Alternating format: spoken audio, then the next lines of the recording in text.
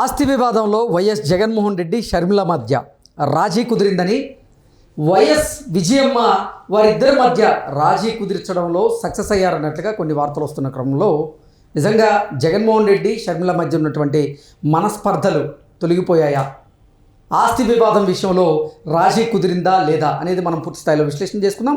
ప్రస్తుతం మనతో పాటున్నారు ప్రముఖ రాజకీయ విశ్లేషకులు, ప్రముఖ సామాజికవేత్త కృష్ణకుమారి గారు. వారితో మాట్లాడదాం. మేడం నమస్తే. మేడం నమస్తే. వైఎస్ జగన్మోహన్ రెడ్డి వైఎస్ షర్మిల మధ్య ఉన్నటువంటి ఆస్తి వివాదాలలో ఇప్పుడు రాజీ కుదిరిందని, విజయమ్మ రాజీ కుదర్చడంలో సఫలమయ్యారన్నట్లుగా కొన్ని వార్తలు వస్తూ ఉన్నాయి. ఏంటి మేడం, నిజంగా జగన్మోహన్ రెడ్డికి షర్మిలకి మధ్య ఉన్నటువంటి విభేదాలు సద్దుమణిగాయా? వారిద్దరి మధ్య ఈ ఆస్తుల వివాదంలో రాజీ కుదిరిందా అంటే ఏం చెప్తారు మేడం? అది ఇప్పటివరకు ఇంకా సస్పెన్సే. అయితే వాళ్ళ అమ్మ దీనికి ముందుకు తీసుకెళ్ళింది అనేది మటుకు కొంచెం డౌట్స్ ఉన్నాయి. ఓకే. ఎందుకంటే ఇంతకుముందు డీకే శివకుమార్ గారు వీళ్ళిద్దరి మధ్యలో సయోధ్య తీసుకురావాలి అని చెప్పి ఆయన బాగా ప్రయత్నం చేశారు. డీకే శివకుమార్ గారు వైఎస్ గారు బాగా ఫ్రెండ్స్ ఒకటి. రెండోది ఏంటి అంటే ఎంతైనా కాంగ్రెస్ బిడ్డ కదా, కాంగ్రెస్ పార్టీ ఇది. అలాగే కొన్ని ఆర్థిక లావాదేవీలు కూడా ఉండొచ్చు. ఎందుకంటే ఆయనది బెంగళూరు, ఈయనది బెంగళూరే. బెంగళూరులో ఈయనకి ఆస్తులు ఉన్నాయి, వ్యాపారాలు ఉన్నాయి. ఇంకొక లింక్ కూడా ఏంటంటే ఇప్పుడు ఆంధ్రప్రదేశ్లో బీజేపీని ఢీ కొట్టాలి అంటే కేంద్రంలో బీజేపీని ఢీ కొట్టాలి, అలాగే ఆంధ్రప్రదేశ్లో కూడా మళ్ళీ కాంగ్రెస్ పార్టీ ముందుకెళ్ళాలి అని అంటే గనక ఉన్న కాంగ్రెస్ వాళ్ళందరూ వైసీపీలో చేరారు. ఇప్పుడు ఆమె కాంగ్రెస్ పార్టీలో చేరింది. ఎవరు? షర్మిల. పెద్ద ప్రభావం చూపించలేకపోయింది. అయితే ఇప్పుడు వీళ్ళిద్దరికీ సయోధ్య తీసుకొని వచ్చి వైసీపీని మళ్ళీ కాంగ్రెస్లోనే గనక విలీనం చేసేటట్లయితే కాంగ్రెస్కి మంచి రోజులు వస్తాయి ఆంధ్రప్రదేశ్లో అనే ఉద్దేశంతో శివకుమార్ గారు ఇదంతా చేశారు అనేది వాస్తవం. ఓకే. మిగతా కారణాలన్నీ ఎలా ఉన్నా కానీ ఒక కొండకుచో స్వార్థమే అనుకోండి, ఏదన్నా కానివ్వండి, ఇద్దరు అలా కొట్టుకుంటాం, వాళ్ళ గురించి వార్తలు రావటం, దీనివల్ల ఎవరికి ఉపయోగం లేదు, వాళ్ళిద్దరికీ ఉపయోగం లేదు. ఏమన్నా ఉపయోగం ఉంటే ఎవరికి ఉంటుందంటే కాంగ్రెస్ బలపడకపోతే చంద్రబాబు నాయుడు గారికి ఉపయోగం ఉంటుంది తప్పితే ఇంకెవరికి ఉపయోగం ఉండదు అక్కడ. అందుకని ఇన్ని రకాలుగా ఆలోచించి దక్షిణాదిలో ఈ పాటికే బీజేపీకి ఎంతో కొంత కాస్త అక్కడ పార్టీ లేకపోయినా సీట్లు వచ్చినాయి కూటమి వల్ల. వాళ్ళు ఆ పేరుతోటి స్టాండ్ అయిపోతారేమనే ఉద్దేశంతో శివకుమార్ గారు చేసి ఉండొచ్చు. ఏం చేసినా కానీ లోక కళ్యాణం కోసమే అంటారు చూసారా, ఆ విధంగా శివకుమార్ గారు ప్రయత్నం చేసి ఉండొచ్చు. ఓకే. అయితే పోయినసారి ఫెయిల్ అయింది అని వచ్చింది, మనం కూడా మాట్లాడుకున్నాం. అయితే మామూలుగా ఈ రాజకీయాలు గొడవ లేదనుకోండి, ఏ అన్నా చెల్లి అయినా పోట్లాడుకుంటుంటే ఎవరైనా ఏమంటారు, ఓ తల్లి కడుపును పుట్టారు, పాలు పంచుకుని తాగారు, రక్త సంబంధం, ఏదైనా అన్నా చెల్లి కలిస్తే మంచిదనే అంటారు ఎవరైనా. అవును, మూడో మనిషి ఎవరైనా ఆ మాటే అంటారు. అందులో తప్పట్టాల్సింది కూడా లేదు. కేవలం ఇక్కడ ఏంటి అంటే ఆస్తుల పంచాయతీనే కదా. పైగా షర్మిల అడిగేది కూడా ఏం తప్పు కాదు, ఏ మాటకు ఆ మాట. ఆస్తిలో మాట అడగడం తప్పడా ఇది? అయితే బాధ ఏంటి అంటే చాలా మొదట్లో మనం 2 సంవత్సరాల క్రితం మాట్లాడుకుని ఉంటాం.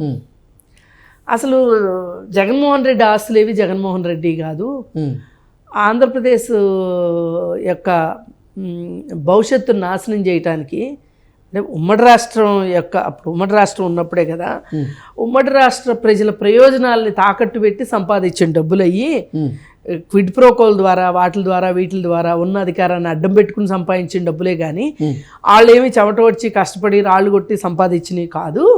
ఇది అసలు నిజంగా అవసరం వీలైతే గనక జాతీయపరం చేయాలి అని మాట్లాడుకున్నాం మనం. అవును. అసలు నిజానికి మనం అనుకున్నట్లు ఈ ఆస్తులు ప్రజలే. ఓకే. ప్రజల పరం చేయాలి. జగన్మోహన్ రెడ్డియా షర్మిలయ్య అనేది పక్కన పెడితే అసలు ప్రజల డబ్బులు. ఓకే.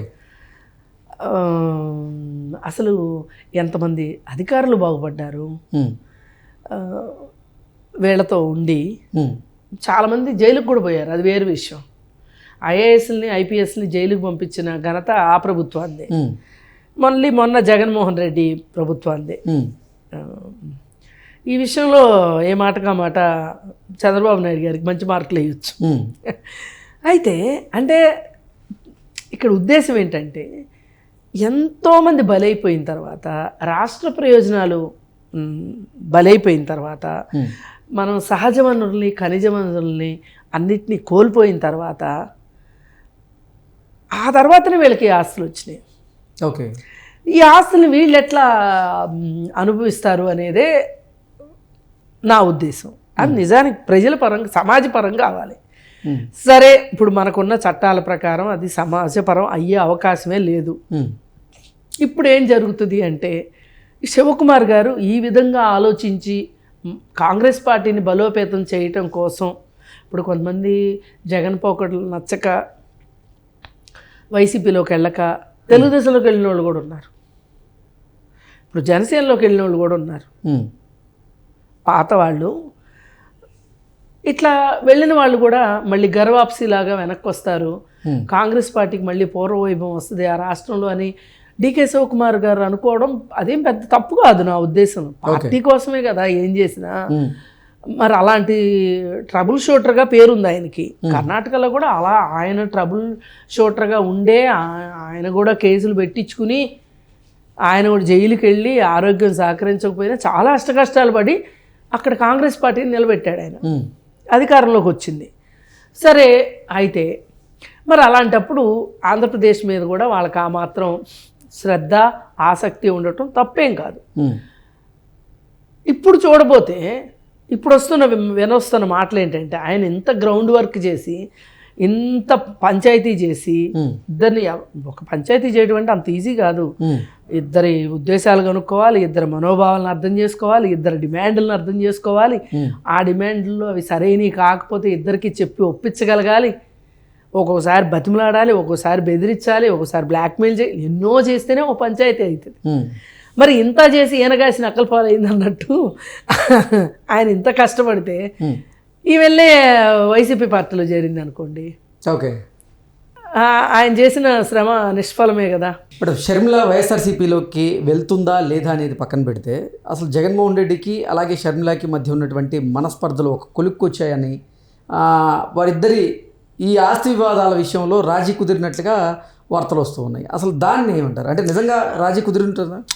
మనం చెప్పలేము. వాళ్ళు ప్రకటించే వరకు మనం ఇదంతా ఏంటంటే చెరువులో గేదెను పెట్టి బేరవాడినట్టే, కొమ్ములు చూపించి బేరవాడినట్టే. ఓకే, అయితే ఎక్కువ కాలం ఆర్థిక లావాదేవీలు పెట్టుకొని నువ్వు చచ్చిపోయినావు నేను చచ్చిపోయేదాకా తేల్చుకోను అని ఎవరో అవివేకులు అనుకుంటారు తప్పితే తెలివైన వాళ్ళు ఎవరూ కూడా ఇలాంటి అవకాశం అనుభవించాలనుకుంటారు. ఇది నాది అని అనుకోవాలనుకుంటారు. ఇప్పుడు ఈ పేచి తెగిపోయింది అనుకోండి, ఆయన ఆస్తి ఆయనది, ఈ ఆస్తి ఈంది అవుతుంది. ఇప్పుడు దీనికోసం ఆయన ఇప్పుడు ఆమెని కట్ చేయాలి అనే ఉద్దేశంతో ఆయన చాలా న్యాయ వివాదాల్లో ఇరుక్కుంటున్నారు. మరి లాయర్లని బాగు చేయడము, మధ్యవర్తి, ఏదైనా డిస్కంఫర్టే కదా. దాని బదులు చెప్తారుగా చెప్పేవాళ్ళు కూడా, ఎవరయ్యా తినేది, నీ తోడబుట్టిందే కదా తినేది అని కూడా చెప్తారు కదా. ఒకసారి కాదు ఒకసారి అయినా నాటుతాయి. పెద్ద మనుషుల పని అదే. పెద్ద మనుషులు చేసే, పెద్ద మనుషుల్లో ఆ మధ్యవర్తిత్వంలో ఉండే బ్యూటీనే అది. అందుకే అంటే ఆ పెద్ద మనుషులు అనే పేరు దేనికి వచ్చింది? వాళ్ళు చేసేది నిజంగా పెద్దరికంగా ఇద్దరిని కలపాలనే ప్రయత్నంతోనే. ఎందుకు ఇప్పుడు చట్టంలో కూడా ఇది ఆల్టర్నేటివ్ డిస్ప్యూట్స్ రిజాల్యూషన్ అని మధ్యవర్తిత్వ సలహా ఇది అని చెప్పి ఇప్పుడు సుప్రీంకోర్టు దగ్గర నుంచి హైకోర్టుల దగ్గర నుంచి అందరూ దీని మీద అసలు ఈ మధ్య హైదరాబాద్లోనే పెద్ద సెంటర్ పెట్టాలనుకుని కాజాగూడలోనే ల్యాండ్ ఇస్తే, కాజాగూడ నానక్రామ్గూడలో ల్యాండ్ ఇస్తే అదేదో కొంచెం అవకతవకలు జరిగి అది మళ్ళీ వేరే రాష్ట్రానికి వెళ్ళిపోయింది. కానీ ఏదేమైనప్పటికీ అసలు ఇక్కడ హైదరాబాద్లో జస్టిస్ ఎన్వి రమణ గారు ఉన్నప్పుడు అది అంకురార్పణ జరిగింది దానికి. ఇది చాలా మంచి విషయం ఒక రకంగా. ఎందుకు మంచి విషయం అంటే, ఇప్పుడు కోర్టులో ఏముందండి, కోర్టులో గెలిచినోడు కోర్టులో నవ్వుతాడు, ఇంటికి వచ్చి ఏడుస్తాడు, ఓడిపోయినోడు కోర్టులోనే ఏడుస్తాడు, అంతే డిఫరెన్సు. అందుకోసం ఏంటంటే ఎప్పుడైనా రాజీ మార్గం అనేది చాలా మంచి విషయం. రాజీ పడటం ఇష్టం లేదు అనే వాళ్ళు ఎవరు అంటే మూర్ఖులు తప్పితే ఎవరు. పైగా రెండో వాళ్ళ డిమాండ్లు మరీ ఆకాశాన్ని అంటుతుంటే సరే రాజీ పడ్డం ఎందుకు, సరే కానీ వాళ్ళు ఇంత మూర్ఖంగా ఉన్నప్పుడు నేను మంచిగా ఉండే ఉపయోగం ఏంటి అనుకున్న వాళ్ళే గొడవ పట్టడానికి సిద్ధపడతారు. అలాగే కోర్టుల్లో 20 ఏళ్ళు 15 ఏళ్ళు జాప్యం జరుగుతూ ఉంటుంది. అందుకని ఎప్పుడైనా మధ్యవర్తిత్వం చాలా మంచిది. వీళ్ళు కూడా అలాగే సెటిల్ చేసుకుంటారు అనుకుంటున్నారు. ఏం తెలివి తక్కువ వాళ్ళు కాదు. తెలివి తక్కువ వాళ్ళు అయితే ఇంత డబ్బులు ఎక్కడ సంపాదిస్తారు, తెలివైన వాళ్ళే వీళ్ళు. కాకపోతే ఏంటంటే డబ్బులు ఎక్కువైన గొడవ ఇది. అవసరం వరకే ఉన్నాయి అనుకోండి, సరే మనకు కూడా అవసరం కదా అని చెప్పి ముందు పడతారు. ఏది ఏమైనప్పటికీ ఒకటే, ఈమె వెళ్ళి ఆయన పార్టీలో కలుస్తుందా, వీళ్ళిద్దరూ వచ్చి కాంగ్రెస్ పార్టీలో కలుస్తారా ఏంటి అనే దానికన్నా ఇది ఒక రకంగా వైఎస్ఆర్కి మంచి పేరు ఉంది. కొన్ని పరిపాలన ఇందాక నేను చెప్పాను చూడండి, కిడ్ ప్రోకో అట్లాంటివన్నీ ఎన్ని చేసినప్పటికీ కూడా ఒక ప్రేమ ఒక విషయంలో ఆయన నమ్మిన వాళ్ళని ఆయన ఎప్పుడు మోసం చేయడు అని అనేవాళ్ళు. ఓకే, పైకి చెప్పే మాటలే, అంతర్గతంగా ఏం జరిగిందని మాకు తెలియదు. అట్లాంటి ఆయన పిల్లలు పోట్లాడుకుంటుంటే ఏమి నాన్న పరువు తీస్తున్నారు అనే ఇది కూడా వచ్చింది సమాజంలో.